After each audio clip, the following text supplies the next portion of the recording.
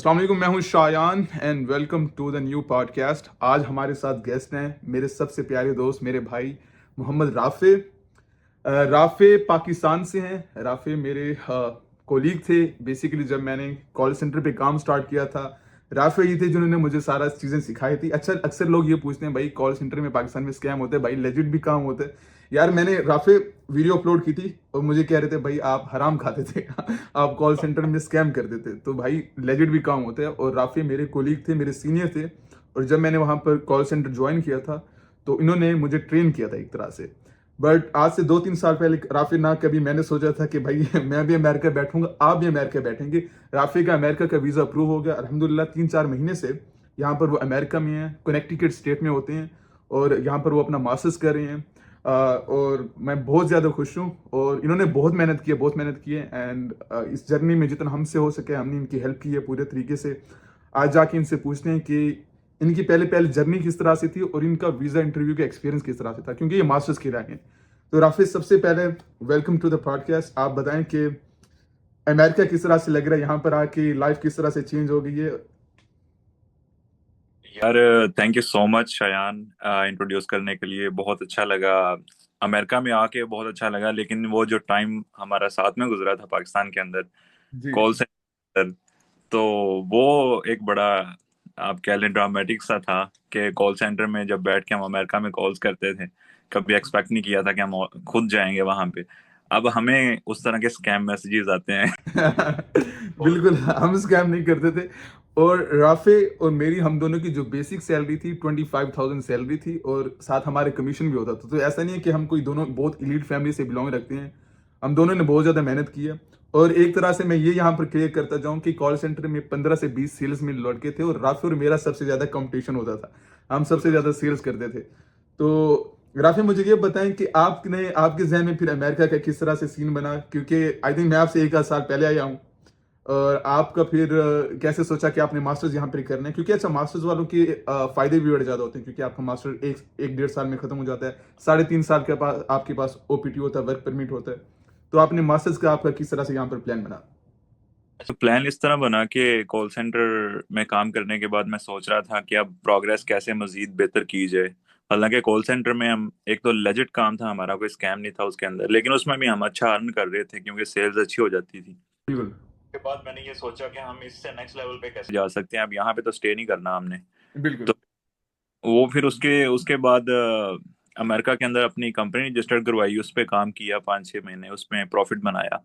तो वो कुछ रीजंस की वजह से वो काम चला नहीं, वो मतलब छोड़ना पड़ गया। हम्म।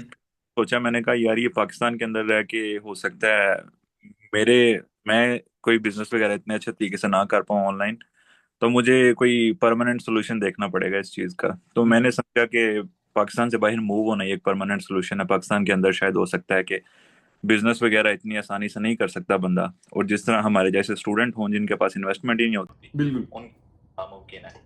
बिल्कुल। तो फिर मैंने जो है ना स्टूडेंट वीजे का सोचा। इससे पहले मेरा स्टूडेंट वीजे का प्लान ही नहीं था बिल्कुल भी। मैंने कहा यार क्या बाहर जाएंगे, बाहर जाके खजल होंगे, पाकिस्तान के अंदर रहते हैं, यहाँ पे डॉलर कमाएंगे, यहाँ पे अपना फ्यूचर बनाएंगे। लेकिन जब वो कंपनी स्टार्ट की उसमें जरा थोड़ी सी प्रॉब्लम्स आए, फिर मैंने देखा कि नहीं, पाकिस्तान से बाहर जाना पड़ेगा। अच्छा, यहाँ पर एक चीज़ मैं बताता चलूँ कि जब मैं उस वक्त कॉल सेंटर में काम कर रहा था, राफी भी कर रहा था, मुझे तो बहुत लगता था मुश्किल कि अमेरिका में आप वीज़ा लेना बहुत बड़ी मुश्किल चीज़ है। और अगर वहाँ पर, मैं यहाँ पर यकीन से कह सकता हूँ, अगर मैं किसी को कॉल सेंटर में आप बैठ के कहते या मैं कहता कि भाई 1 साल तक हमने अमेरिका जाना है, तो वो हंसते हर सूरत। उन्हें यकीन भी नहीं आता, क्योंकि वहाँ पर ये होता है कि हम लोगों की सोचें बहुत ज़्यादा महदूद होती हैं, हम इतना बड़ा सोच भी नहीं सकते। कौन सोच सकता है कि आप अमेरिका में आएंगे और यहाँ पर आके आप अपनी लग्जरी लाइफ जिएंगे और यहाँ पर अपना आप ड्रीम सारे पूरे करेंगे। मुझे राफी ये बताएं कि जर्नी ये कभी इजी नहीं होती, क्योंकि एक बहुत लंबी जर्नी होती है। पूरा मतलब एप्लीकेशन से लेके यूनिवर्सिटी ढूंढना, और जितना हमसे हो सका हमने पूरी हेल्प की, क्योंकि राफे बिल्कुल मेरे भाई की तरह है। और ये जर्नी के बारे में भी बताएं और थोड़ा सा अपनी स्ट्रगल्स के बारे में बताएं, क्योंकि भाई मैं भी एक बिल्कुल मिडिल क्लास फैमिली से हूँ। आप बेहतर जानते थे, मैं जीसी यूनिवर्सिटी में पढ़ रहा होता था, आके डायरेक्ट मैं कॉल सेंटर पे काम करने लग जाता था और सिर्फ सोता था मैं जाके। तो मुझे आप थोड़ी स्ट्रगल्स बताएं जो आपको यहाँ पर आपने फेस किए, क्योंकि अक्सर आवाम ये कहती है कि हमारे पास बहुत ज़्यादा पैसे होंगे तो हम अमेरिका आएंगे। नहीं, मुझे ऐसे लगता है फर्स्ट ऑफ ऑल तो ये जर्नी जो है ना ये इजी नहीं है, टू बी वेरी ऑनेस्ट। आपने बिल्कुल सही कहा है। ये बहुत ज्यादा परेशान कुन जर्नी होती है आपकी। जब मैं ये डिसाइड कर रहा था कि मुझे कौन से कंट्री का प्रोसेस करना चाहिए, जब मैंने ये सोच लिया कि अब मुझे बाहर ही जाना है, तो फिर मेरे सामने सबसे बड़ा सवाल ये था कि अब मुझे कौन से कंट्री में अप्लाई करना चाहिए। तो हर बंदा यूके का अप्लाई कर रहा था वीजा। वो तो तो 100% डन बेस है भाई। वो तो डन बेस है। मैंने कहा यार मैं भी हर बंदे की तरह हो जाऊंगा, यूके जाके खजल होना है मैंने 40-50 लाख लगा के, तो मुझे क्या फायदा इतनी इन्वेस्टमेंट करने का। घर वालों के ऊपर ना मैं बोझ डाल के जाऊंगा, हम्म। किसी ना किसी से मांगेंगे पैसे, उधार लेंगे और हम्म। वहां पे फिर जाके खजल होंगे 40-50 लाख। क्योंकि यूके तो पंजाब से भी हमारे छोटा है, और वहां पर सारे देसी और इंडियन वहां पे हैं, और अमेरिका पाकिस्तान से 10 गुना बड़ा है, तो आपको 50 स्टेट्स हैं, 50 स्टेट्स हैं। सही है। तो वो फिर मैंने कहा नहीं, ये वाइज डिसीजन नहीं है। मैंने अपना यूके का जो है ना वो प्रोसेस किसी और कंसल्टेंट से स्टार्ट करवाया था, लेकिन वो फिर मैंने छोड़ के फिर मैंने शायान भाई से रब्ता किया। शायान भाई जब छोड़ के चले गए थे कॉल सेंटर, तो उसके बाद मैंने एक दिन इनके ना यूट्यूब के ऊपर सर्च कर रहा था, मैंने वीडियो देखी। जी।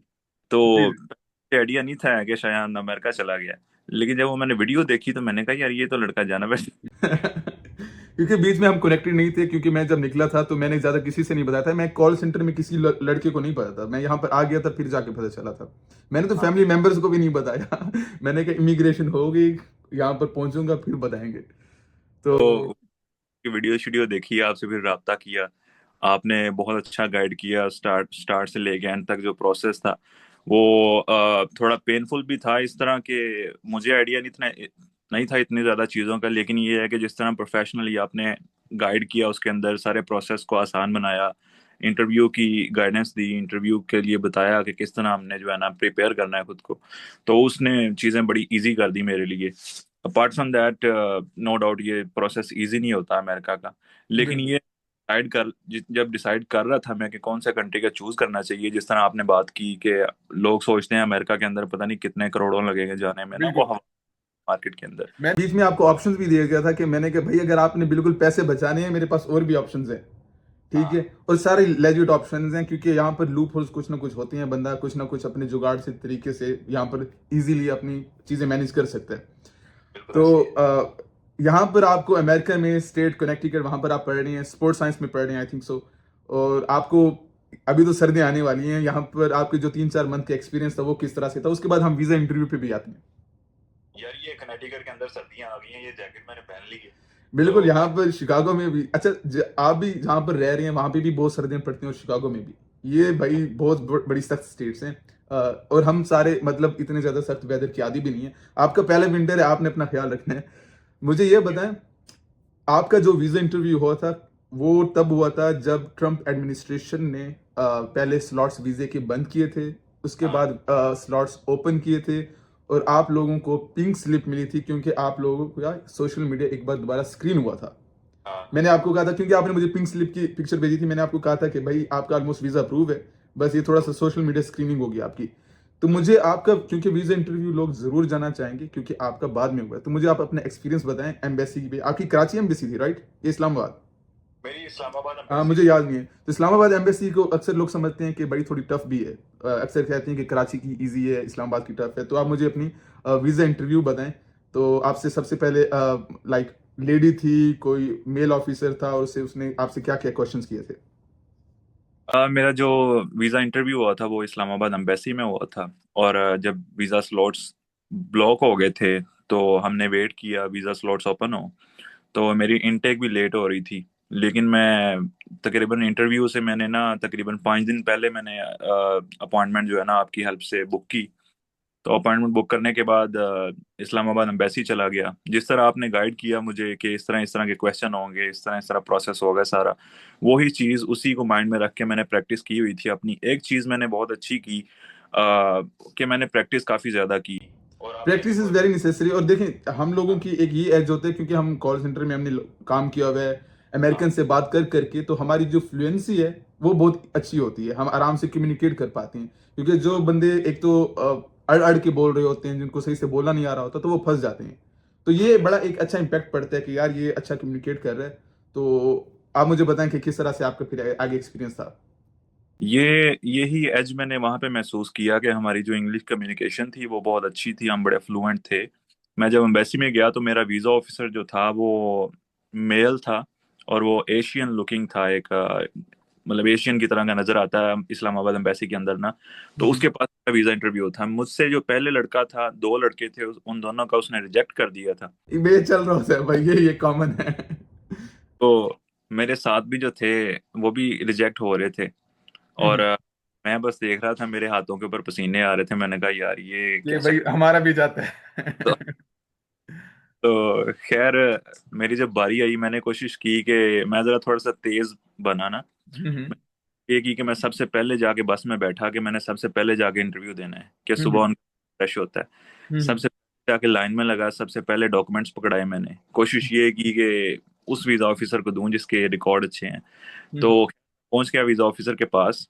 उसने मुझे इशारा करके बुलाया कि कम फॉरवर्ड। तो मैं उसके पास चला गया। तो मेरे हाथ काम रहे थे, तो वो मुझे कहता है, उसने मुझे इशारा किया, कहता है 1 मिनट दो, मैं आता हूँ। वो अंदर चला गया। 2-3 मिनट के बाद आया वो। तो उस 2-3 मिनट के अंदर मुझे टाइम मिल गया, मैंने खुद को थोड़ा दोबारा काम। सेटल डाउन किया क्योंकि भाई बंदा डर रहा होता है बहुत ज्यादा। तो खैर, मैंने सोच लिया अब क्या करेंगे। मैंने कहा यही 2-3 मिनट हैं तेरे पास, या तो निकल जाएगा। ठीक हो गया। तो खैर, वो वापस आया। उसने वापस आके फिर मुझसे क्वेश्चन करना स्टार्ट किए। जो पहला क्वेश्चन था उसका वो ये था कि why you want to go to the US. Hmm. तो उसमें मैंने बड़ा स्ट्रेटेजिक आंसर दिया उसको, जिस तरह आपने मुझे गाइड किया हुआ था। हम्म। वो आंसर मैंने इस तरह दिया कि I wanted to go to the US to study masters in sports management. मतलब इस तरह करके मैंने उसको बताया कि मैंने मास्टर करने जाना है वहाँ पे, हम्म। और मास्टर करके मैंने वापस आ जाना है। मेरा जाने का मकसद ये है कि मैं इस डिग्री के अंदर एडवांस नॉलेज और प्रैक्टिकल स्किल्स लेना चाहता हूँ। ओके हो गया। बहुत अच्छा उसके आंसर बाद, आपने बनाया हुआ था, बिल्कुल। हाँ, तो वो आपसे क्योंकि discuss sports science is is all equal to practical, कि आप कह रहे थे प्रैक्टिकल एजुकेशन, बिल्कुल। ऐसे ही है।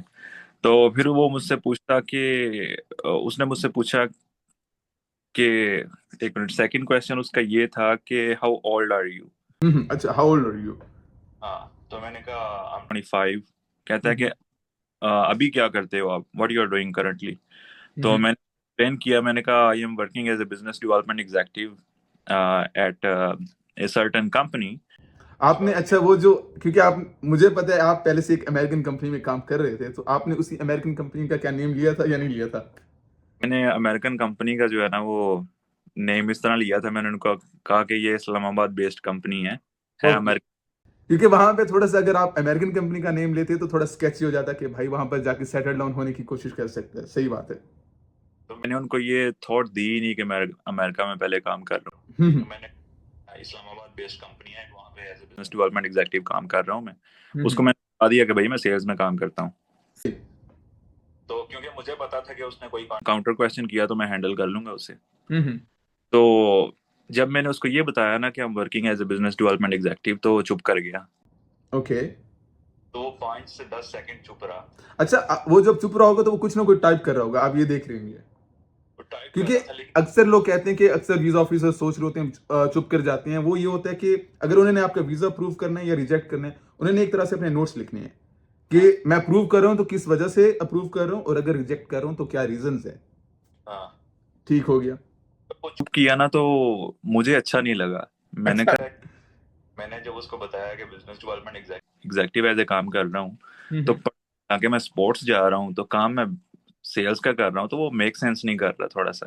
वो हम्म। मैच चीजें मेरे माइंड में ये आया। मैंने कहा ये ना हो कि वीजा ऑफिसर ये सोच रहा हो। तो मैंने हम्म। ऐड ऑन किया उसके अंदर ना, थोड़ा उसको गैप के बाद। मैंने कहा कि my previous experience was working with Pakistan super league, where I have worked as a sports event specialist, which तो इज ये जो चीज थी ये बिल्कुल गेम चेंजर हो गई होगी, क्योंकि आपने एक नेशनल लेवल की गेम पे काम किया होगा।